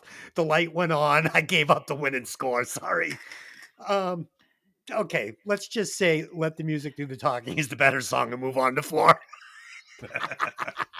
I won't even edit that out. I can take it. Good, write it. I can take it. Number 4, Draw the Line or Living on the Edge. Dave, which one is better? Draw the line, no question. Lisa, which one is better? What was the first one?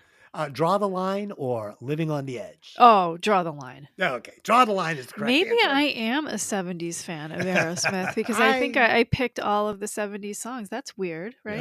Yes, and I did stack the deck by fucking up the third one, but okay. And number 5, and finally, we've got Dream On or Angel. Oh no. Dave, which one is better? Oof. It's kind of apples and oranges. Uh, You're playing a friend that's never heard Aerosmith for the first time. Which song are you playing? yeah, you got to go Dream On. I mean, it's so overplayed, and I never want to hear it again. But that's Aerosmith. You like how I'm bending this to my fucking agenda? Lisa, which one are you playing for your friend? You're going to call me wrong. Angel. Angel's Hands a down. great, it's a fucking great song, but Dream On is way better. So the moral of the story is fucking listen to your Aerosmith in the 70s. You'll be happy campers. Okay. Fucking cover song. What a cunt. Okay, so track number 7 is Hangman Jury. This intro is one of my favorite parts on the entire album. I fucking love this intro. These vocals in these lyrics feel like they are literally right out of Toys in the Attic. Like that's what I'm hearing here. This is 70s era Aerosmith album sound. The bridge is fucking amazing. The way it eases into this chorus, it's like slipping into a warm bath. It's just that transition feels nice. I love everything about this song. It is 100% the best song on this album. Not even close. Like number 2 isn't even close to this. This is 100% the best song on the album. Unfortunately, in the 80s, people had lost their appetite for that 70s classic rock sound. They just wanted it a little harder than this. But for me, chef's kiss. Dave. Yeah, I like this one a lot. This was actually the first single released from the album, according to what I read. Seems like an odd choice, maybe testing the waters before the real singles come out, so as not to waste the big hits. I don't know, more old time bluesy stuff. You can hear the rocking chair on the old rickety wooden porch in the swamp. Can't you? A little Steven Tyler blues harp.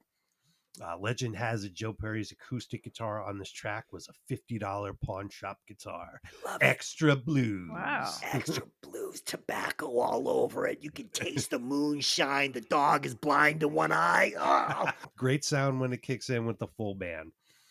I saw on genius.com, Tyler tells the story of a man who shoots his complaining wife while drunk and ends up on death row. This swampy blues number borrows heavily from an old folk song named Line and Track, recorded by Leadbelly in 1962. Although the song actually predates Leadbelly's recording of it, he claimed ownership of it. Tyler thought the song was in the public domain and therefore free to borrow from, but he was mistaken. I checked out the song Line and Track by Leadbelly, and yeah, they ripped off some ideas you can very plainly hear. According to a Wikipedia article on the song, Leadbelly's estate sued the band for copyright infringement. Still a good song with bona fide blues roots, even if they are borrowed. What's Leadbelly's big hit? Oh, I don't know. Yeah, fuck them. Oh, you guys are gonna Aerosmith wrote friggin' this. hate me now. Lisa, go ahead. Immediately, I do not like the opening of this song. You hate the blues. I hate the blues. I No. love Steven Tyler on the harmonica, despite the 2.5 Men scene scolding him for it. I do love that. But pretty much everything else here, I just don't like it. It's not my style of music. I feel like the last song that we just listened to and this one are misplaced on this album. It does show some flexibility for the band, fine. Harken back to an older Aerosmith. It doesn't belong here. When the song changes halfway through, I'm even more confused. Keep it the same as the first part, make it all like the second part. I don't care, but it just, I don't know. It would have made more sense if it was just at least one song. Maybe this song is fun to hear live. I'm not sure. Maybe that's the love for it, but it feels to me like jam music, and I hate jam music. I love this song. Okay, track number 8, Girl Keeps Coming Apart.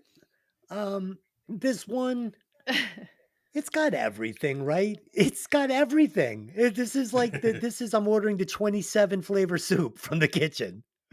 Cool guitars, great bass, drums, good. Get the full brass section, like every horn in the fucking trunk. Um, it's a song I would listen to for like the full production purposes. Like, I just want to hear a million musicians play everything. It's like a circus, right? But as far as the song is like a song, I don't really want to. The hear song was this. written by Steven Dave. and Joe. I like the opening groove. It sounds like a party or a carnival or something. Yeah, first guitar solo, Yeah, I believe, circus. is by Brad Whitford. The finger tapping is a little unfortunate. The solo later on in the song sounds like Joe and is a little more classic. But I guess better to try something out of the ordinary and fail rather than not take a chance at all. Maybe. or I'll spin it that way anyway. No. Good No. album cut, not a big hit song, but Like it is that. fun to listen to. Dave, what do you think if they had recorded this whole album with these songs, right? They could even be these songs, even though these aren't up to the standard of like, good Aerosmith. What if they had recorded the entire Like album like bluesy, old Hangman Journey? school Aerosmith. Like, yeah, like that 70s It would be Aerosmith, cool, but I don't like, think it would GNR have type feel. it would have done as well sales wise and on the charts. Yeah. You're probably right. This song's a Lisa. bit dated for me. I like the lyrical delivery from Tyler, especially the first verse when his voice is like really gritty and he does that kind of scatting thing in the post choral breakdown. That's really what makes every song for me. So that, saved the song a little bit. The chorus is catchy, but something is missing. I do like the guitar solo. I'm a Joe Perry fan, but in this case, Whitman can do no wrong. I do like that first solo. He's not flashy like some guitarists are, but this one is like really solid and good. It stands out for me on this album, despite how good Joe Perry is. This is the one that kind of stands out for me. I think a lot of these songs fall apart if they don't have Tyler's vocals to make them dynamic, and this is definitely an example of that. There's no video here, but there is a really interesting audio demo. I'm calling it a demo-esque, right? It's a recording from March 1st, 1987, with the band trying different arrangements of this song before they put it down for the album. I think it's almost 30 minutes long, and it's just this song in different ways. And it's really great, and it's interesting to listen to. So check that out. Cool. Track number 9, Angel. So everybody's heard this song. This is a 100-watt power ballad. This is perfection in every single way, except it's, over polished for Aerosmith, but I don't think you could present this song any other way, right? I mean, this isn't one that's gonna translate better if you fucking grunge it up, right? So Tyler sings it like only he could. And honestly, this is no bullshit. I got the feels listening to it. I had the headphones on. I hadn't listened in a while, and I was like, like wiping away a This tear. was It was the really third nice. single Dave, off the what do you think? album, written by Steven and Desmond Child. Big sound here. They took the extra effort to make it sound like a million selling power ballad. It reached number 3 on the Billboard Hot 100. Big layers of electric and acoustic guitars, keyboards, and vocals. Great singing and yodeling by Steven. Very subdued and classy Joe Perry guitar solo. I was dating my high school girlfriend, and it was kind of our song. Then we split up. So for a while after that, I kind of had to avoid this song. Eventually, I didn't know that, by the way. Uh-oh. Eventually, I got over it, and years later, I wound up playing this song on stage all over the country when I was in the Aerosmith tribute band. Draw the Line. They are known as the only officially endorsed Nice. Aerosmith tribute band. At that time, I was playing the song Making Eyes at all the girls in the front row at the shows.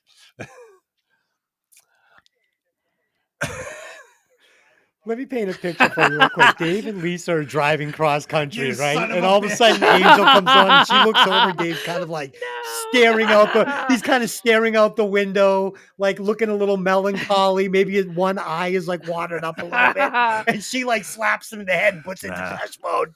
Speaking Sorry. of Draw the Line, I just saw on Facebook today that they have a new guitar player, and his name is Mark Sharon, Oh, Gary's brother. brother of Gary Yeah. from Extreme, wow. whose Good for album him. we Good for featured him. last week. And It all Dave Hall connects, played in man. the So band for quite a cosmic. while as well.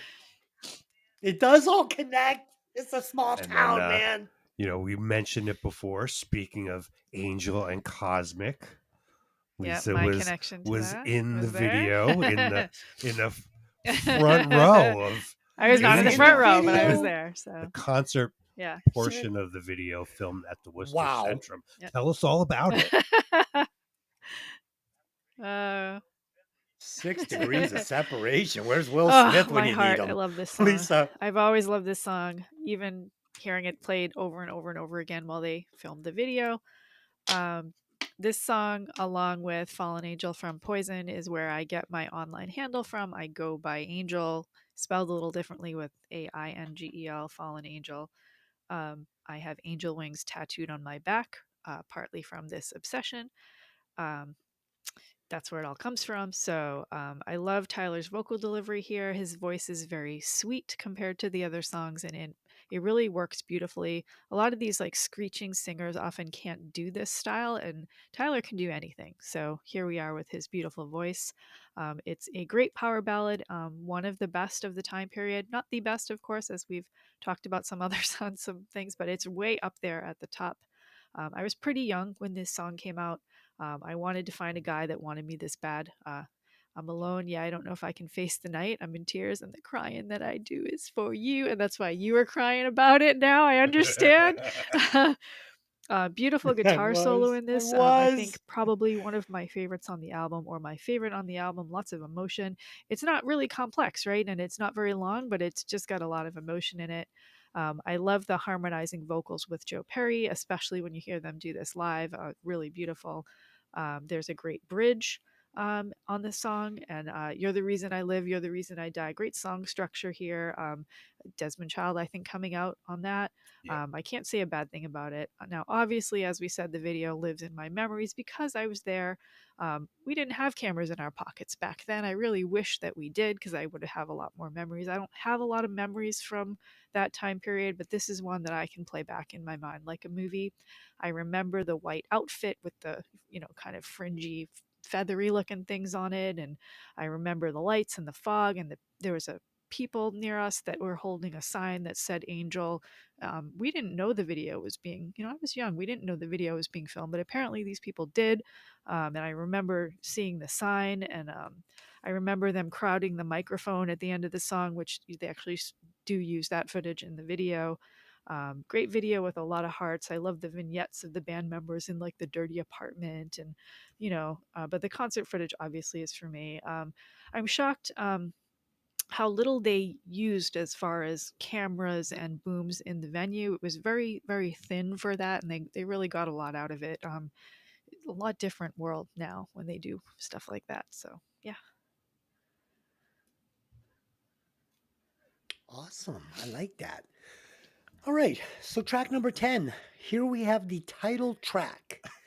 And unfortunately, I never loved this song, right? I mean, it's a good song, but the flavor just doesn't taste good to me. I don't like this, especially this really weird Santa Fe bridge with these steel drums. Oh, I fucking hate it. It's like the train just falling off the tracks and yeah, it just does not do it for me. Kind of the same. Dave. This one was written by Stephen and Brad Whitford. Guitar riff and animal sounds, pretty rockin', slamming drums. As a lower middle class suburban kid, I can't really relate to a song about tropical vacationing. Uh, Solo by Brad, great groove under the solo. That's really nice. And as always, solid bass work from Tom Hamilton. Oh yeah, for Title sure. track of the album. I don't remember this song at Lisa. all. Yeah, I don't. I do like the What? opening of the song. Even the silly sound Shit. effects are fine. I like the dirty bluesy start, but it's really overproduced again. I don't remember the steel drums from from my childhood listening to this, but they're here. Tyler's voice is really great on this song. It's one of the only 2 writing credits for Brad Whitford, if you notice that, which I think shows a bit. It sounds like surf rock almost, and since I'm a surfer, I'm all for that. I don't like the guitar solo as much. It seems a little stiff. I'm Nice. not really sure why that is. I think this is a Brad Whitford solo, if I'm not mistaken. Yep. Not a fan of it. It's a fun song, but it could just as easily be played by any local band around here in Boston. But a superstar band, like with the lyrical stylings of Tyler, kind of, it's probably not a good enough song for them, I don't think. I don't even mind the tropical garbage at the end of the song. It fits the song. I'm not angry about it. I also didn't get the tropical vacationing until I moved to Key West and kind of lived this world for a very long time. Nice. Maybe it reminds me a little bit of a Jimmy Buffett song. Side note on that, Jimmy Buffett is one of the most horrible people I've ever met in my entire life. I did do his first website, and yuck. So yeah. Oh, Played love with a band them. called the Gutter Dolls in Fort Lauderdale. Yeah. Yes. I think I heard of that. Oh my god, I love the Gutter Dolls. Wait, no, maybe it wasn't the Gutter Dolls. It was the what was the name of the stupid band? I don't know. It was the doll something the dolls. I thought it was the Gutter Dolls. Maybe it was something other dolls, whatever. But I went down there and played with them for a little while. Got like this little stupid wannabe contract, and they flew me down there and lived in this like really cool house. And it was fun. It was a good time. I hope it's I'll Gutter find out the Dolls. name of this band for the next show. I don't think it was the Gutter Dolls. Maybe. Jamie Monroe on bass. Ash, no, I don't know. Okay, track number 11. I'm down. And guess what, everybody? This is a fucking cover song, and I knew all about it. I knew all. Lisa was like back to like, please don't let him know. Please don't let him know. Please don't let him know. Okay, so this is a Beatles cover, obviously. I mean, what can I say? This is Aerosmith doing the Beatles, right? What's not to like?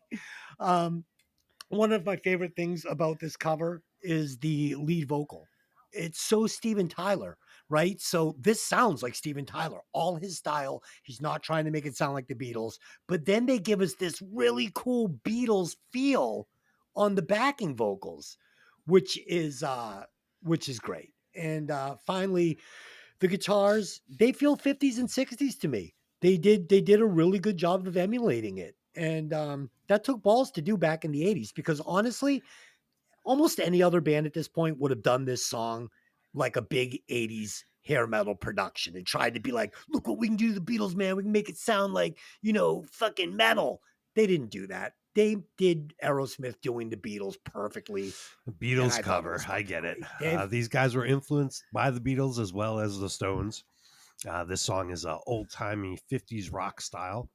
The song originated in Paul McCartney's attempt to write a song in the style of Little Richard, whose song Long Tall Sally, the band The Beatles regularly covered. It's fine. The fake piano in the middle, or whatever it is, synth, bothers me a lot. That wasn't Steven Tyler playing the piano? I don't know. Oh. I don't know who played it. But just the sound, like they couldn't use a real piano.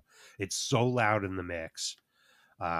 They could have, I think they should have finished one of their outtake songs and put it on the album instead of this. They had at least a handful of unused songs that they wrote for this album, but it's fine. Yeah, I I liked it. do not Lisa, like what? the Beatles. You Yeah, don't not like a the huge Beatles either, Beatles right? fan. I So think this they're the probably is most not a overrated winner. band ever Okay, to exist. okay.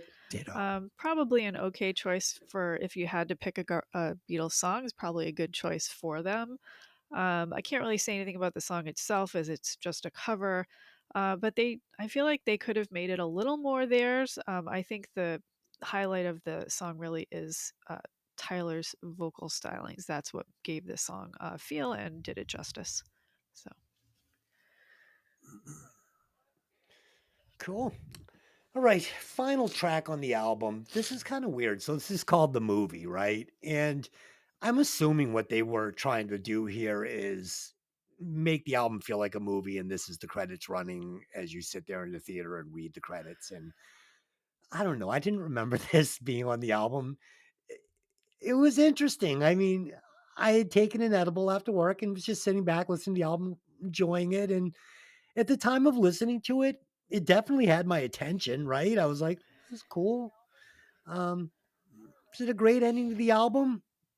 I don't know. It's debatable if you like the whole concept of this being the credits running. Sure, I guess it's fine. I thought it was a little lackluster, The but it song had is my attention. It was cool. Dave? credited, to all 5 guys in the band.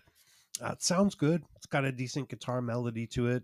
Lead guitar by Brad Whitford. According to an article on aerosmithbackburner.com, before its official release, the instrumental had been used when technical problems occurred during their concerts. By the time the fully produced song was released in the album, it included a few lines of dialogue in Scottish Gaelic that seemed to be random lines rather than lyrics or meaningful content for the song. The vocal was spoken by Christine Arnott. I don't know if I'm pronouncing that right, but yeah, it's fine. It doesn't matter. Yeah, it's fine. That's more than I could have scraped up on that track for sure. Lisa, what did you think of the final track of the album? Did you think it did Permanent I was really Vacation interested in justice? this song. I don't remember it from back in the day, but the lyrics are in Gaelic and I speak Gaelic. So yeah, so that is why I was really excited to Oh, hear this. I really? didn't expect Gaelic when I turned the song on. I didn't read about it before I listened to it, and I heard what I thought was my mother's voice. Sounded just Oh, like her. My mom did not speak Wow. Scottish Gaelic, but she did speak an older dialect of Irish Gaelic, which is very similar. And I could understand it, and it very much sounded like That's cool. her. So um, the woman Christine Arnott, she's from Vancouver. There was a obituary in the Vancouver Sun in 2012. She passed in 2012. She would have been about 50 years old when this album was recorded. Her obituary says Chris joined the Vancouver Gaelic Society and sang in the Gaelic choir, which allowed her to enjoy 2 of her favorite pastimes, singing and laughing. Her Gaelic skills even led her to appear on an Aerosmith album. So that is the woman on the album, and I absolutely love this. Oh, that's cool. I'm glad that you Yeah. found something that appealed to you on this album. All right, so that's it. We have broken down Aerosmith's Pump for you. I hope that you all enjoyed the opinions that we had on this album. And now we will do some favorite songs we cut. We'll replace a member, we'll score it and log it. So for me, my favorite song on this album is Hangman Jerry, 100%. Song I would cut would be Samoya, Samariah. whatever the fuck that is, right? Sure, favorite Dave. track, I gotta go with the big hit Angel. I would cut, Okay. the movie. It's kind Aw. of cool but unnecessary. They could have taken Okay. a 20-second clip of that and worked it in at the end of another song, maybe. Favorite track obviously is Nice. Angel. Lisa. I also really loved the movie, and I do like Ragdoll. That's good. Uh, the track I'm gonna cut is Hangman Jury. Oh no! Oh no, stop I that. did not know you You were did gonna that on like that song. purpose. That shocks me. So Oh, yeah. I fucking love that song. Okay, let's replace a member. I would kick out Joey Kramer and I'd replace him with Steven Adler from Guns N' Roses because they were looking for a different feel to this album. And I thought Joey Kramer just played it a little too stiff when he was trying to ham up the 80s feel. I think Steven Adler could have fit in perfectly with Aerosmith and given them a more modern sound. I went a similar Dave. way. You can't replace Steven or Joe Perry. Tom Hamilton and Joey Kramer are way too solid to replace either. Sorry, Brad Whitford. I'm going to sub in They are. Izzy Stradlin. You guys are recreating Guns N' Roses. He would hold It's down the fine. rhythm It's guitar fine. nicely. Go with it, Lisa. No trendy finger tapping, and could help out with songwriting. Wow. Fuck So yeah, he all of could. I these love that. I love musicians that. are pretty Lisa. solid. So this was a hard one for me. I also chose Brad Whitford. I Sorry, felt Brad. sorry, Brad, and nothing against him because I did actually like his solo, but I think this album needed to be a little more glam. So I am sorry, Brad Whitford. I am replacing you with Adrian Vandenberg to completely battle against Perry's Blue styles. Ooh, I like that. I think Adrian could do it. No, that's I too mean, at least far. he didn't That's like too go far. CC DeVille Yeah. or something insane. Fucking something crazy. You know who probably could have pulled this album off? Yeah. Is nuts to say. Mick Mars probably would have. They would just Yeah. like give And Mick he the has slide and 70s be like, "You're gonna be enough the to slide fit guy on in this and album." 80s enough to make it modern. Fuck yeah. Yeah. Oh no. He could have grew that No. mustache back that we've seen him in the early days. Okay, so that's it. Let's do our final thoughts on our score and we'll book it. So, like I had said earlier, unfortunately, Walking the Dog came on Pandora right after this album finished, and it made this album sound like caca to me. Um, yeah, it's Aerosmith, one of the greatest rock bands of all time, and probably in my top 3 best rock bands of all time. So I'm not going to disrespect the album, but it's not my favorite Aerosmith album. It is pushing 73.3 watts, and that is being very nice because I am an Aerosmith fan. I It's love not the that album good. art, Dave. sort of a red tattoo style drawings on a black background with the band logo big and gold in the middle. Some of the production and guitar sounds are dated, but overall, a great album with some monster hits. The majority of the album I really like. There's a few just okay songs, but it's pretty solid. My score is 79.7. Ooh, nice. And Lisa, I think the formula is going to work here because I think she's going to I'm come in about to lower surprise you and it's here. going to put the album right where it belongs. So, I probably will never Oh listen to no. this album again Oh end to no. end. I will listen to the movie again because it was like hearing my mom's voice speaking Gaelic. That's very hard to find. Is a older woman speaking Gaelic. It's very difficult. That's nice. I generally turn Aerosmith off when they come on. I do probably will listen to Angel again, but generally speaking, this isn't my style. It's a super talented band with a lot of other songs on other albums that are really great. I'm just not their audience, I think. But the score I'm giving them is because of how much I love Steven Tyler as a vocalist and a frontman, and how much I respect what he did with this album, despite having not a lot to work with, I think. Giving it a 71.6 would have been a lot lower if it wasn't for him. All right, let's add those up and find out where this thing is sitting. I was hoping it would It's gonna get go like a higher, yeah, 69 or a not that much 68, higher but though. it's I going to think we go all higher. came in, close Ugh. enough to each other anyway. So, okay, so on the Violent Vinyl album chart, Aerosmith's 1987 album Permanent Vacation has a total score of 74.84, putting them at number 8, right below Alice Cooper's Trash, right above Whitesnake's 1987 album. No, This isn't as good as either one of it's those better. Yeah, albums. it's It might no. This is better than Aerosmith. right. Better than Well, Alice Cooper, and no, not I as think good it's as not the as good White as Snake. Alice. I think it's where Right? it belongs Okay. with No. those two. I do. Yeah. I think it's better than White Snakes, but not as good as Alice Cooper. Yeah, I'm thinking about that. Having a song Over like the Angel top. kind of Yeah. fucking puts it above. I don't know. It's confusing. It's confusing. It puts it on the top. Okay, so that's it. In 2 weeks, we will be back. We got a listener request for next week. It is going to be from Jay from Boston. I've talked about him on the show before. He was the singer of Flash Addict, and he wanted to hear us review Pretty Boy Floyd's Yes. Leather Yes. Boys with Electric Toys. I'm so ready. Yes, so that is what we'll be doing. I've been avoiding this because one of my friends is a guitar player now. Man, an album that I used to love, and I have a feeling it's going to be a hatchet job.